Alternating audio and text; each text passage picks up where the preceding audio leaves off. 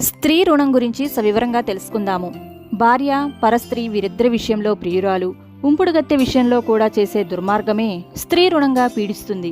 భార్యను కొట్టడం, తిట్టడం, ఆమె స్వార్జితాన్ని దొంగిలించటం, భయపెట్టి లాక్కోవటం, ఆమెను పస్తులుంచడం, మానరక్షణకు వస్త్రాలు సమకూర్చకపోవడం, కుటుంబ అవసరాలకు తగిన ధనం ఆమెకు ఇవ్వకపోవడం, ఆమెను ఇంట్లో నుంచి వెళ్ళగొట్టడం లేక వెళ్ళిపోయేలా చేయటం, భార్యాభర్తలను లేనిపోని అనుమానంతో లేనిపోనివి సృష్టించి వారిని విడదీయడం, పరస్త్రీని కామించడం, ఆమె పట్ల అసభ్యకరంగా ప్రవర్తించిన ఆమె మీద నిందలు ప్రచారం చేయడం, ఆమెను బలాత్కారం చేయడానికి సన్నాహాలు చేయడం, భయపెట్టడం, ఉంపుడుగత్తిగా ఉన్న స్త్రీ పట్ల నిర్దయగా ప్రవర్తించడం, అనుమానంతో వేధింపులు పెట్టడం, మానసికంగా శారీరకంగా హింసించడం, ఇటువంటివన్నీ కూడా స్త్రీ రుణంగా పరిగణలోకి వస్తాయి.